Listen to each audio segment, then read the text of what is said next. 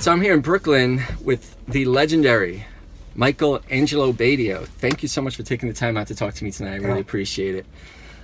So one of the things I've always personally loved about your style and your playing is that you combine great technique, great playing, but also great showmanship. You had the double guitar, the quad guitar, and most recently what came onto my radar was Linger Prints. Can you tell us all a little bit about what Linger Prints is? Yeah, I was approached by a young guy, and I actually met him in the Chicago area where I live, and the process is that when it heats up to over 80 degrees, this Linger Print changes colors. Oh, and wow. I thought it was really cool, and especially when you're under lights. Yes. And it works fantastic, and then it disappears. Yeah. And the way I found out about it is I was doing a day's worth of private lessons at this store that I used to work at when I was a kid, where I taught Tom Morello. And all of a sudden he's playing guitar, and I'm watching these frets change colors, and I'm looking, and I'm thinking, okay, wait a second, is it an optical illusion with the light? But we worked out a deal, and I really like it. It's just another added dimension to the show.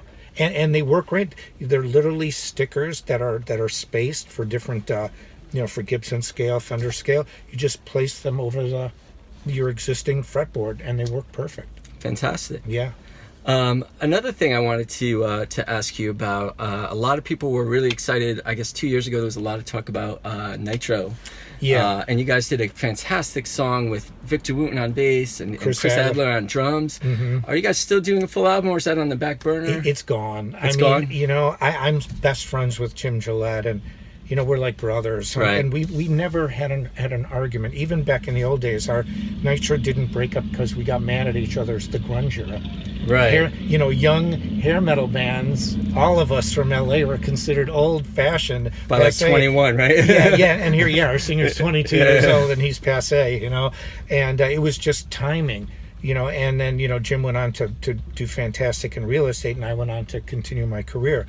But we just can't go back. Right. I loved Nitro. I loved that time, and I'm proud of it. But, after we did a few songs, we did a tour together, we all realized. So, yeah. But I'm going to be doing a solo record based on some of those songs. Okay. And it's coming out on Rat Pack Records later this year. It's slated in the fall release schedule. Fantastic. Everybody be on the lookout for that in fall. Yeah. And I've got a couple songs with Chris on there and Victor Wooten. And oh, fantastic. yeah. And it's funny because Victor Wooten plays 4 strings, so you 8-string guitar players out there, you get a 5-time Grammy Award winner that's got 4, and you play 8. There's no room for bass. Like 100%. 7 is about as far as you can go. Yeah. And even that interferes in the bass frequencies. Great. Another thing I wanted to ask you about, the past couple of years, it seems to be a big resurgence in technical guitar, shred guitar, and you've never been shy about the shred guitar thing. No, I carried the mantle. Yeah, you really did. I embraced it, because critics are idiots, and 300 years ago they criticized great players for playing too fast. It's the thing. It's always been there. So, and I studied music, and I know. And when people said you're a shredder, they actually at first meant it in a derogatory way. Right. And I thought that it would be like a couple hundred years ago, literally calling a musician a virtuoso was not what we consider virtuoso today. It meant you were technically proficient, and that was it.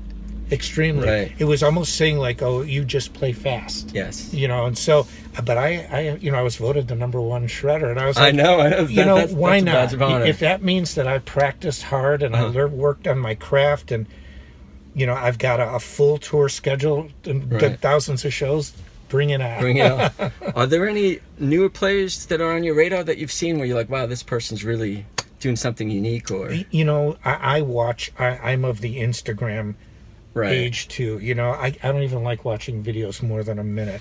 What I can say is just generally, Jackie Vincent's a really great young player. I think we are in a renaissance of guitar that is like, for example, when I came up in the 80s, it was a renaissance of guitar. Guitar technique exploded. In the 1940s and 1950s, you had these fantastic jazz players that transitioned into rock.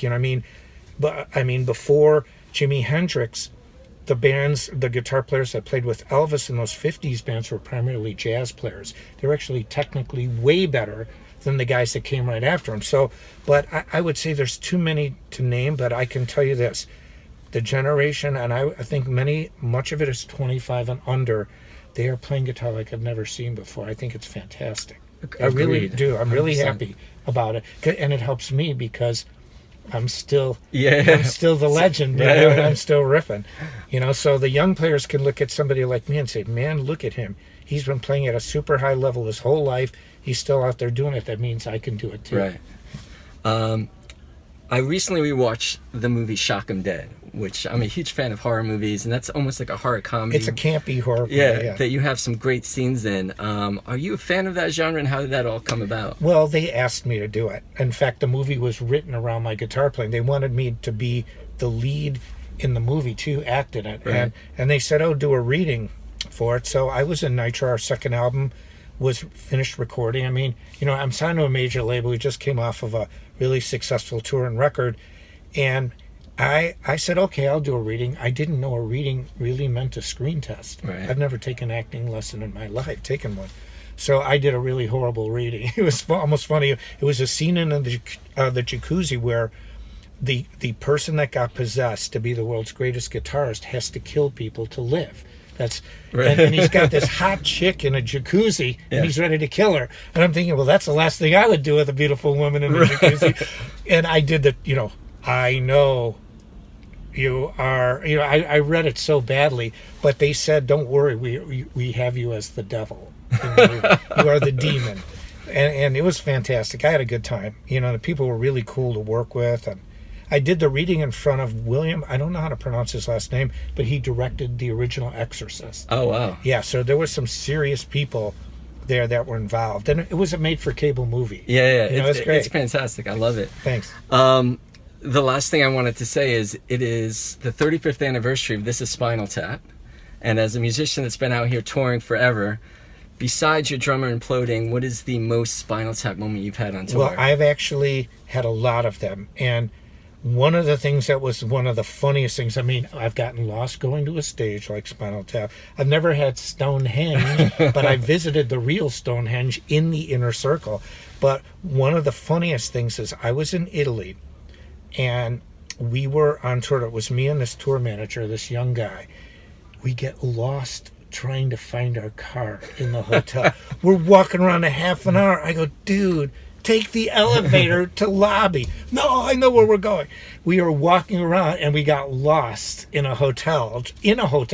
We were walking around this hotel. It was huge, but I don't know where the heck we were going.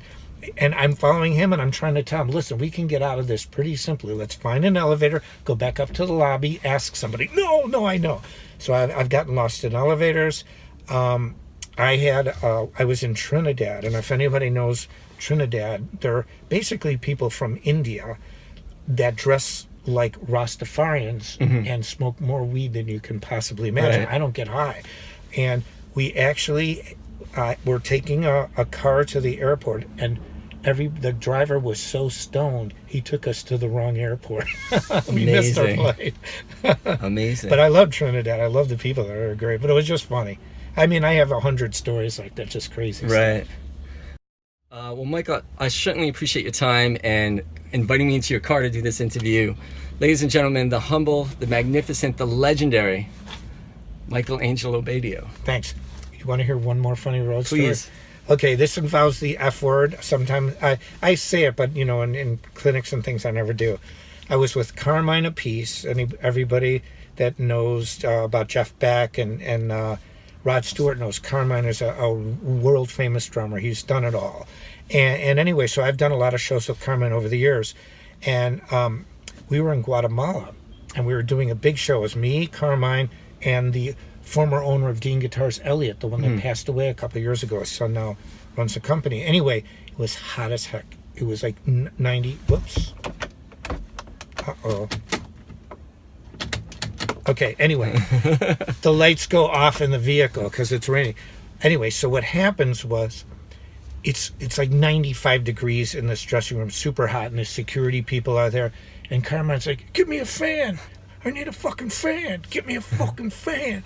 And he's like, and he's like, get me a fan. So all of a sudden, the security guard goes, okay. He comes back and he opens up the door. This screaming girl comes in. Michael! He said, I didn't mean a fan, I meant a fucking fan. And so he brings a fan in thinking that's what we want, when we wanted a fan to cool ourselves off. So that's one. I've got a bunch of others. That's amazing. That's a good one. Michael, thank you so much. I really appreciate it. I'm looking forward to the show tonight. Thanks.